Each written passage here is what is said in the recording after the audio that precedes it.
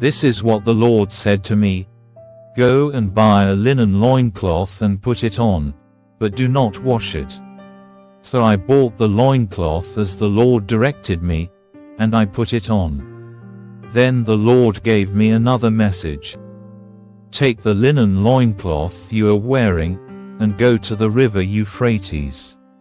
Hide it there in a hole in the rocks.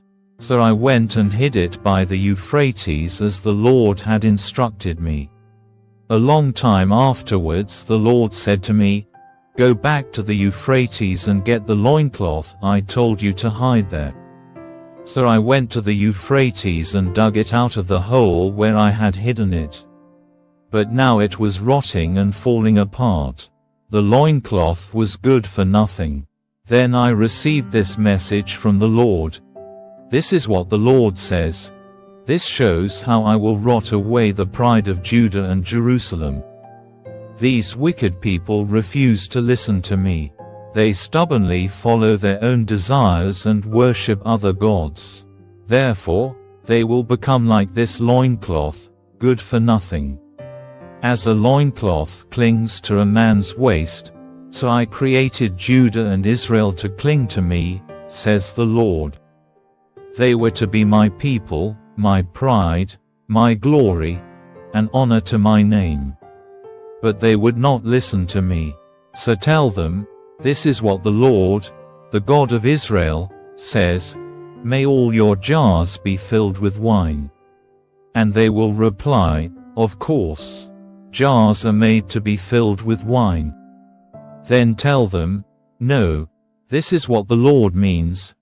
I will fill everyone in this land with drunkenness, from the kings sitting on David's throne to the priests and the prophets, right down to the common people of Jerusalem. I will smash them against each other, even parents against children, says the Lord.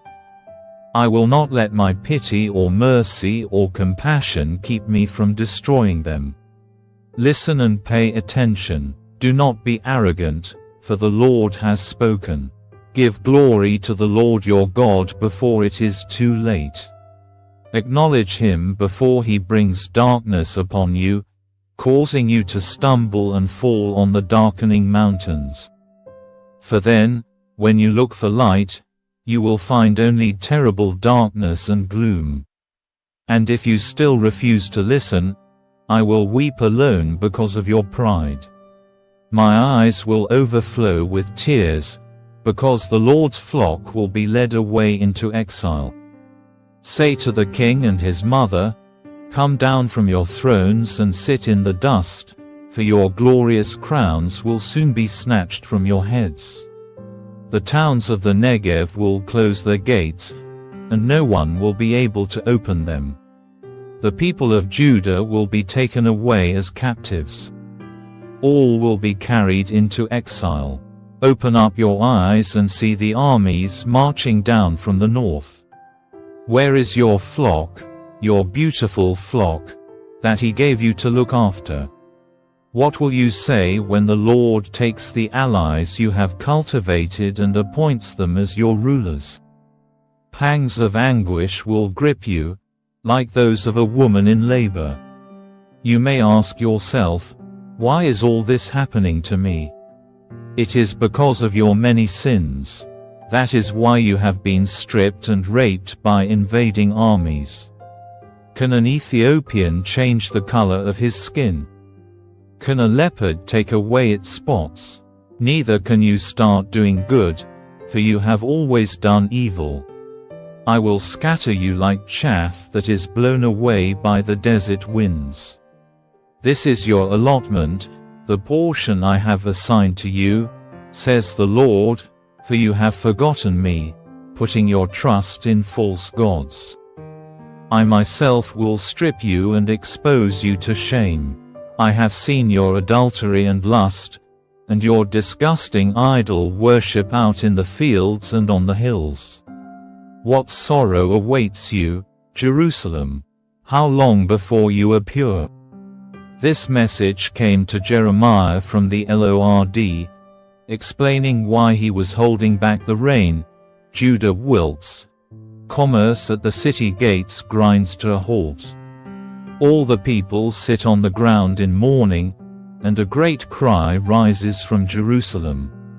The nobles send servants to get water, but all the wells are dry. The servants return with empty jugs, confused and desperate, covering their heads in grief. The ground is parched and cracked for lack of rain. The farmers are deeply troubled. They, too, cover their heads. Even the doe abandons her newborn fawn because there is no grass in the field. The wild donkeys stand on the bare hills panting like thirsty jackals. They strain their eyes looking for grass, but there is none to be found. The people say, "Our wickedness has caught up with us, Lord, but help us for the sake of your own reputation. We have turned away from you and sinned against you again and again. O Hope of Israel, our Savior in times of trouble, why are you like a stranger to us? Why are you like a traveler passing through the land, stopping only for the night? Are you also confused? Is our champion helpless to save us? You are right here among us, Lord. We are known as your people. Please don't abandon us now." So this is what the Lord says to his people. You love to wander far from me and do not restrain yourselves.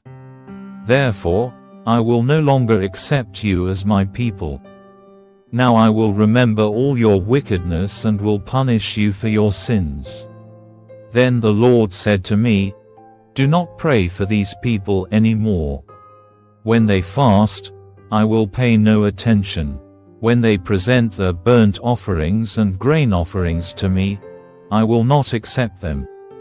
Instead, I will devour them with war, famine, and disease."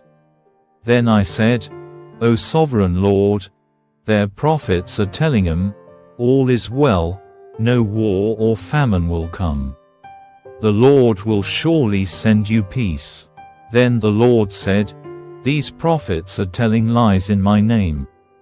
I did not send them or tell them to speak. I did not give them any messages. They prophesy of visions and revelations they have never seen or heard. They speak foolishness made up in their own lying hearts. Therefore, this is what the Lord says. I will punish these lying prophets, for they have spoken in my name even though I never sent them. They say that no war or famine will come, but they themselves will die by war and famine.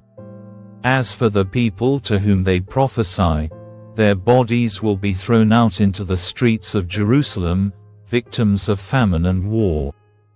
There will be no one left to bury them. Husbands, wives, sons, and daughters, all will be gone. For I will pour out their own wickedness on them. Now, Jeremiah, say this to them, night and day my eyes overflow with tears.